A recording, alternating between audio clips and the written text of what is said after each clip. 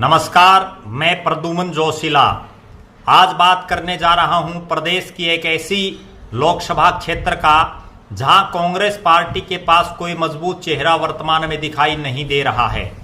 जी हां, कुछ ही समय बाद, हालांकि नियत जो समय है वो है मार्च अप्रैल 2024 का, लेकिन संभावनाएं ऐसी भी जताई जा रही हैं राजनीतिक तौर पर कि इसी साल के आखिर में नवंबर या दिसंबर में देश में आम चुनाव हो सकते हैं। लोकसभा के देश में आम चुनाव होंगे तो लिहाजा हरियाणा प्रदेश की भी तमाम 10 की 10 लोकसभा सीटों पर चुनाव होगा।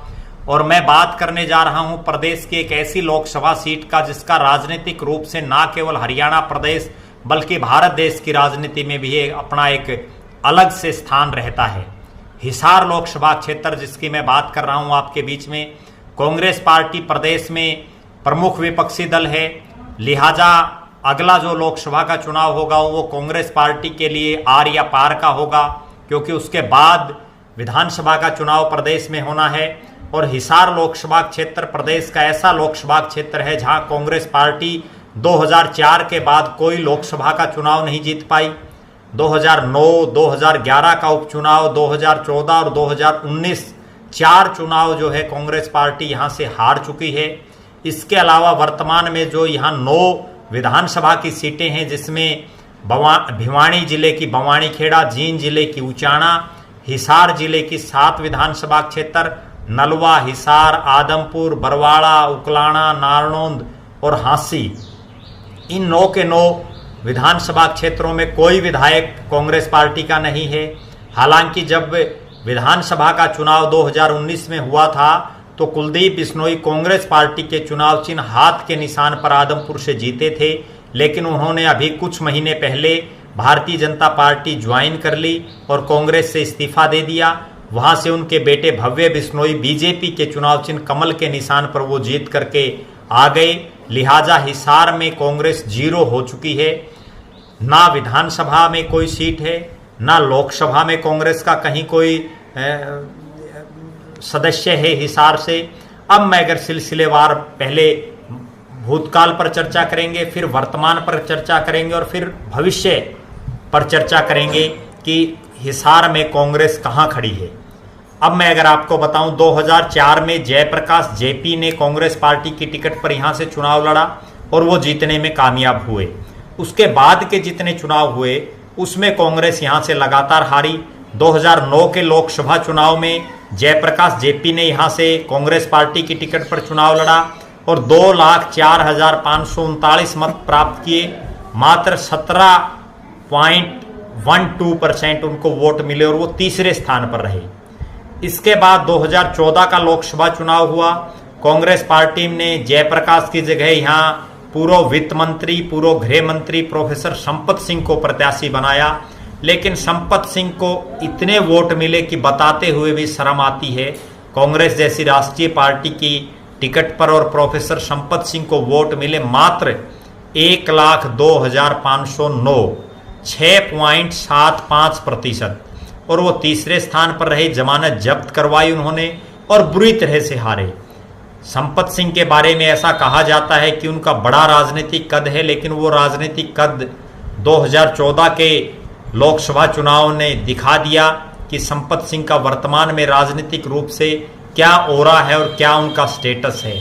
प्रोफेसर संपत सिंह 2014 के इस चुनाव के बाद 2019 में उनको टिकट नहीं मिली और वो राजनीतिक रूप से हाशिए पर चले गए। हालांकि 2014 का उन्होंने विधानसभा का चुनाव भी नलवा से लड़ा कांग्रेस की टिकट पर, लेकिन वहां से भी वो बुरी तरह से हारे। और ये तब की बात है लोकसभा में जब प्रोफेसर संपत सिंह नलवा से कांग्रेस पार्टी के के विधायक थे। विधायक रहते हुए उनको मात्र 1,02,509 वोट मिले, 6.75%। ये दर्शाता है कि प्रोफेसर संपत सिंह का राजनीतिक कैरियर बिल्कुल हाशिए पर चला गया है, या यूं कहें कि समाप्ति की तरफ है। इसके बाद 2011 इन्हीं बीच 2011 में भी यहाँ उपचुनाव हुआ जिसकी चर्चा करना बहुत जरूरी है।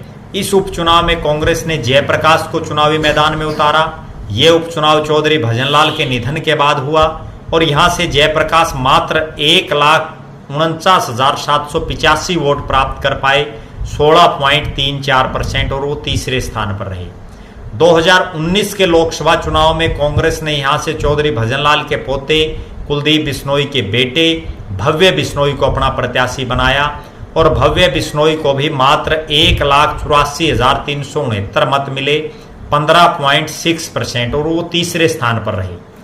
अगर ओवरऑल हम कंक्लूजन निकालें, टोटल निष्कर्ष निकालें, तो 2004 के बाद जितने चुनाव कांग्रेस ने हिसार से लड़े, वो चाहे 2009 का हो, 2011 का उपचुनाव हो, 2014 हो और 2019 हो, कांग्रेस पार्टी 2 लाख वोटों के आसपास सिमट कर रह गई। 1 लाख से 2 लाख के बीच में उनको वोट मिले, 2 लाख को 4-5 हजार, और वो सभी चुनावों में तीसरे स्थान पर रही। ये बड़ा चिंतनीय विषय है कांग्रेस के लिए। 2004 के बाद जितने लोकसभा के चारों चुनाव में, उपचुनाव सहित, वो तीसरे स्थान पर रही, और वर्तमान में ये हालात है कि कांग्रेस पार्टी का कोई विधायक नहीं है। अब हम बात करते हैं कि कांग्रेस पार्टी के पास कोई प्रत्याशी भी हिसार में है या नहीं है जिताऊ। यहां से जो 2-3 नाम उभर के आ रहे हैं, उनमें दोनों नाम हिसार लोकसभा क्षेत्र से बाहर के हैं। प्रोफेसर संपत सिंह का मूल गांव भट्टू कलां है, जो फतेहाबाद जिले में है। जयप्रकाश का मूल गांव दुब्बल है, जो कलायत विधानसभा में और कैथल जिले में है। दोनों नेताओं के जिले भी हिसार लोकसभा क्षेत्र में नहीं आते। इसके अलावा कांग्रेस की पार्टी के पास कोई चेहरा यहां दिखाई नहीं दे रहा है जो फाइट कर सके। चुनाव जीतना तो दूर दूर की बात दिखाई दे रही है हिसार में, लेकिन वो फाइट कर सके। दूसरे स्थान पर आ सके, तीसरा स्थान पर आ रही है लगातार पार्टी 4 चुनाव में, वो दूसरे स्थान पर भी आ सके, ऐसे हालात भी अभी आज के दिन दिखाई नहीं दे रहे हैं। कांग्रेस की पार्टी के पास अभी कुछ समय पहले तक तो ऐसा दौर था कि कोई पूर्व विधायक तक भी बहुत लंबे चौड़े नहीं थे। हालांकि अब कुछ पूर्व मंत्री हिसार लोकसभा में हैं, कुछ पूर्व विधायक हैं, लेकिन उनमें से बहुत से ऐसे हैं जो राजनीतिक रूप से ढलान पर हैं या उनका कैरियर बिल्कुल समाप्ति पर है। कहने का लब्बो-लबाब ये है कि कांग्रेस पार्टी को यहाँ किसी नए चेहरे पर किसी मजबूत नेता की तलाश करनी होगी। एक और विशेष बात मैं इस लोकसभा की अभी वर्तमान में आपको बता रहा हूं, जो जिन नेताओं के मन में ये है कि वो लोकसभा का चुनाव लड़ने के चक्कर में हैं, लड़ना चाहते हैं, वो भी लोकसभा की तैयारी नहीं कर रहे हैं उस स्तर पर जब कुछ ही महीने बाद चुनाव होना है। यहाँ कांग्रेस विभिन्न गुटों में बटी हुई है, कोई शैलजा गुट है, कहीं रणदीप गुट है, हालांकि अब SR के बन चुका है, लेकिन हुड्डा गुट में जो नेता हैं वो भी अलग अलग अपने एक सीमित क्षेत्र को छोड़ करके पूरे लोकसभा क्षेत्र पर ध्यान नहीं दे रहे हैं। मेरी कांग्रेस आलाकमान से ये दरख्वास्त है कि अगर आपको हरियाणा प्रदेश में कुछ करना है तो हिसार पर विशेष ध्यान देना होगा। हिसार राजनीतिक रूप से बड़ा महत्वपूर्ण लोकसभा क्षेत्र है और हिसार में विशेष ध्यान देना होगा, तभी आपकी नैया हरियाणा प्रदेश में कुछ ना कुछ जो है हिलोरे ले सकती है।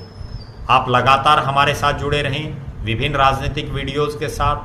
धन्यवाद। आपका अपना प्रद्युमन जोशीला, नलवा।